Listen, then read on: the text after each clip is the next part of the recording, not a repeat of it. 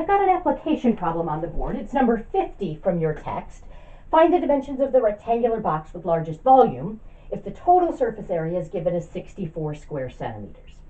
So here, it's not just a mathy problem where we're given a formula and asked to find the maximum, but we're given a description of a scenario, so we're going to have to come up with the formula, and we're going to have to see what techniques that we have could be helpful.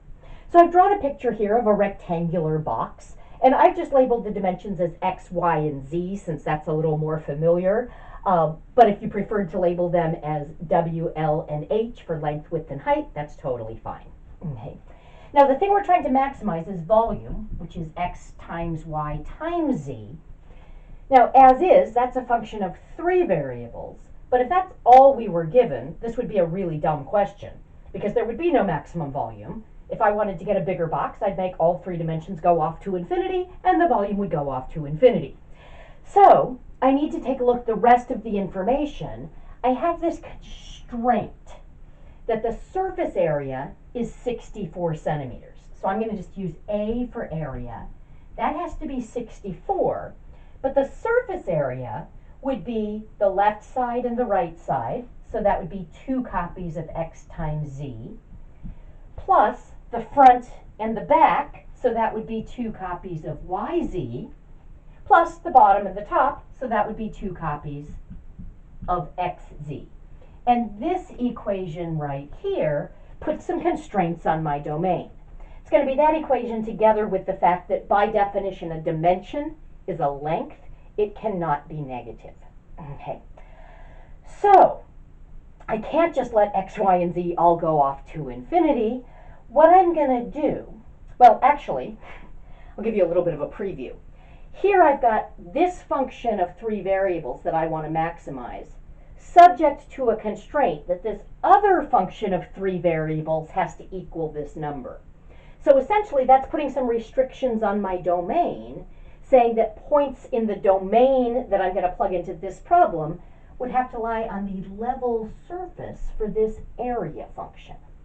Now the next section is about Lagrange multipliers, which is all about when you have a function and a constraint, how do you find what we call the constrained max or min? So not the max or the min working with the natural domain of the function, but the max or min subject to that constraint. So we're going to learn another technique for doing this problem in the next section. Right now, though, I want to see if we can do it using the techniques from this section, and those really applied to functions of 2 variables. Because either we were using the second partials test to find critical points and try to see whether they were relative maxes and mins, or if we had a continuous function on a closed and bounded domain, we could just check critical points and boundary. And the extreme value theorem does apply to functions of 3 variables, but if I have a function of 3 variables, a boundary surface for a region where it's defined would be a 2-dimensional surface. And so the techniques that we have for using the extreme value theorem don't really help if I'm not able to reduce the boundary to a problem of 1 variable. So let's just see. Let's try to turn this into a function of 2 variables and then see what strategies we have that could help us. Okay, so what I'm going to do is I'm going to take this constraint. I'm going to just divide by 2 right off the bat and say 32 is xz plus yz plus xz. I'm sorry, plus xy. This last one, I said xy, but I wrote xz again. Okay, so now I'm going to just solve for one of my variables in terms of the other 2. I think I'll solve for z. So this last term, xy, is the only one that doesn't have any z's in it. I'll subtract that over, so we'll have 32 minus xy is equal to, and now I can factor out a z from that right-hand side, so it's z times x plus y. Now if I wanted to solve for z, I'd want to divide by x plus y. Now as a general rule, I'm hesitant to divide by variable expressions in case they're 0. Dimensions are technically allowed to be 0, but that would give me a degenerate rectangular box. I'm trying to maximize volume. If any of my dimensions is 0, I've got 0 volume. That's not the max. So the practical domain for this problem is going to require that x and y and z all be positive. And so I can say that means x plus y will be positive, so it's okay to divide by it. Okay. That's going to become a big issue in the next section where we're dividing by variables. So make sure you make at least a mental, if not a physical note, that it is okay in this particular case to divide by this variable expression because we know that it is not 0. Okay, with that, now I've solved for z, so I can replace the z here. So I can say volume is x times y times, we just figured out that z was 32 minus xy divided by x plus y. So I've now got my volume as a function of 2 variables. So let me copy that out and clear some space on the board for us to work. What I'm going to do is copy that at the top of the board, but as I copy it, I'm going to distribute that x times y on the top. So volume will be 32xy minus x squared y squared over x plus y. Okay, excellent. So that's a function of 2 variables. And in this case, the extreme value theorem does not apply. Because I know x has to be bigger than 0, y has to be bigger than 0, and in order for z to be bigger than 0, I'm going to need 32 minus xy to be bigger than 0. I had that up here a minute ago and I erased it. I shouldn't have done that so soon. But basically, z involved this expression being on top multiplied by x times y. No, it wasn't times x times y. It was just involved this expression on top, and z can't be 0. Okay. So this amounts to x times y has to be less than 32. Y is less than 32 over x. We're essentially working with this region in quadrant 1, which is neither closed nor bounded. Okay? So the extreme value theorem doesn't apply. Now, what that means is that if there is a max, it has to occur at a critical point. So I'm going to be concerned with finding my critical point. Okay. How do I know there is a max? Well, there are a couple of things I can do. One, I could use the second partials test to verify that my critical point is at least a relative max, and then I could sort of look at the behavior of the function as I move away from that location and see if that makes sense. Okay. 2, I could rely a little bit on common sense, and that's what I'm going to do. It kind of makes sense if I just play around with things a little bit. If I started with, x and y being 1 and figured out what z had to be, I could probably adjust things a little bit, and as I adjust things, I could get a bigger volume. But if I start to make one variable too much different from the others, my volume is going to start going down again. So if you're familiar with this sort of problem, kind of makes sense that there should be a maximum, and if you play around with it a little bit, you can sort of see that. I'm going to rely on that, just because the second partials of this function are going to get a little bit tedious to check. Not the end of the world, I could do it, but I'm going to rely on that.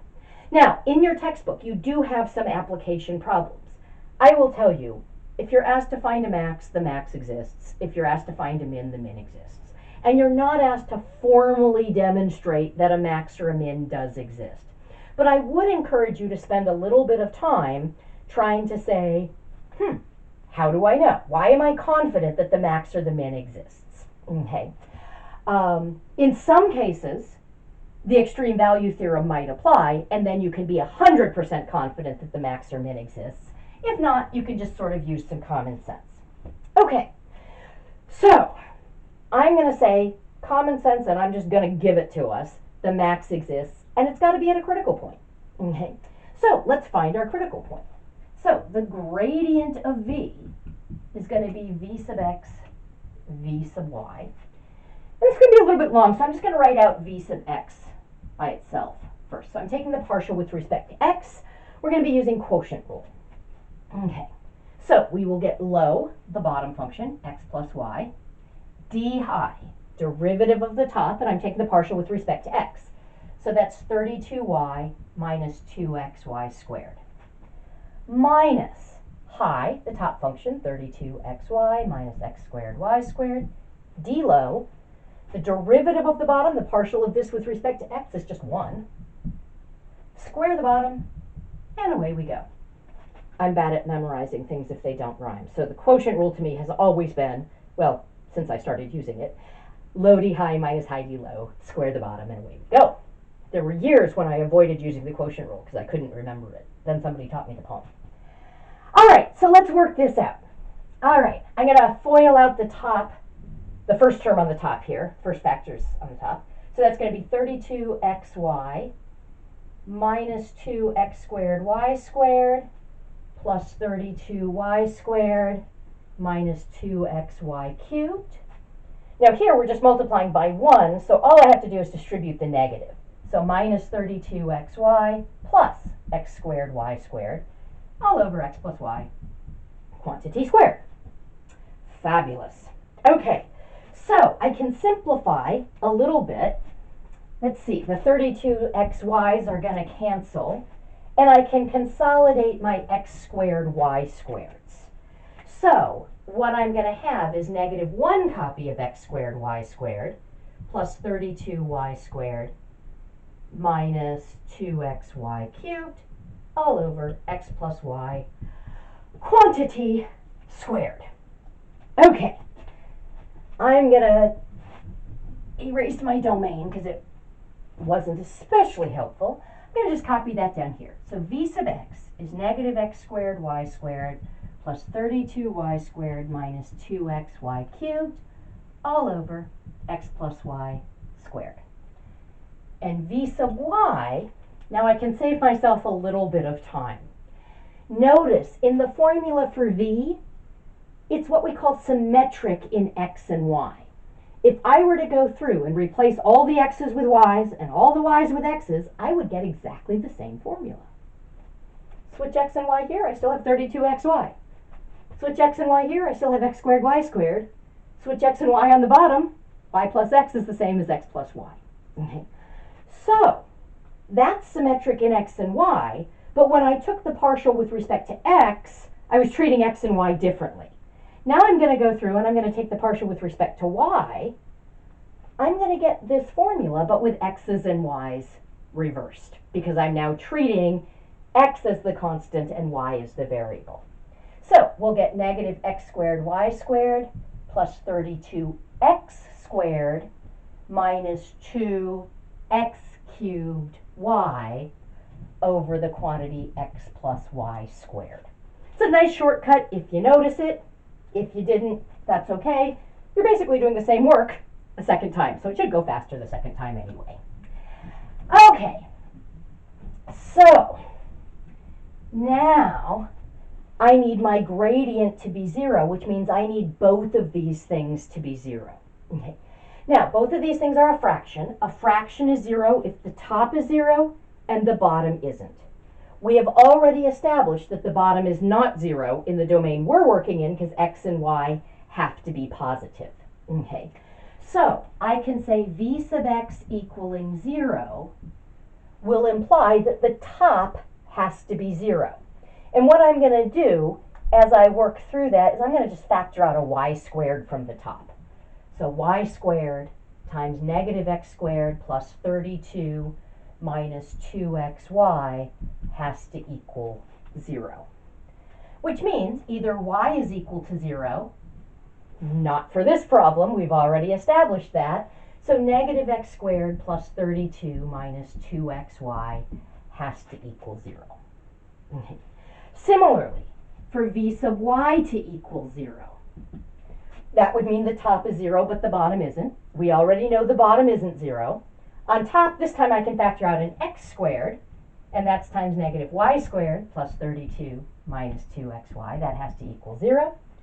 So either x equals 0, but we know it doesn't, or negative y squared plus 32 minus 2xy has to equal 0. Lovely. Okay, now, if I work with this equation by itself, it's a pain to solve. If I work with this equation by itself, it's a pain to solve. But I know both of these things have to equal 0, which also means they have to equal each other. it's not enough to just say they equal each other. I sometimes see students say, oh, both of these have to be equal to each other, and they only work with that, and then try to finish the problem, and they don't have enough information. But I sort of have three pieces of information. This is 0, this is 0, this is the same as this. And I'm going to use that third piece right now. I'm going to say negative x squared plus 32 minus 2xy equals negative y squared plus 32 minus 2xy, and that is lovely, because I'm going to subtract 32 from both sides. And I'm going to add 2xy to both sides, and I'm going to divide both sides by negative 1, and I'm going to get x squared equals y squared. Now, ordinarily, algebraically, that would give me that x is plus or minus y, but here I know x is y, and that's because x is bigger than 0, and y is bigger than 0 for this particular problem. Okay. Now, that's going to be helpful, because now I can say, all right, this becomes an equation in one variable. I'm just going to replace the y with an x. So I'll get negative x squared plus 32 minus 2x times x is 2x squared equals 0. That's negative 3x squared. I'll add it over. So 32 equals 3x squared. X squared is 32 thirds. X is the positive square root of 32 thirds. Has to be the positive root, again, just because of this particular problem. This isn't just an algebra problem where I would have two solutions. Okay. X was equal to y, so y is equal to the positive square root of 32 thirds. Okay. And then anytime it's an application, I want to go back and read the question and make sure I didn't do all of this work to answer the wrong question. The question didn't say find x and y. The question said find the dimensions. And it was a rectangular box. It has 3 dimensions, x, y, and z. So I also need to solve for z. Now, we had previously solved for z in terms of x and y. I'm going to leave it as an exercise to you to verify that if you plug into that and simplify, you will get that z also has to be the square root of 32 thirds. This root could certainly be simplified, but I don't know about you. I'm tired. This was a long problem. So that does answer the question. All 3 dimensions must be that same number. Good enough. I'm going to stop here.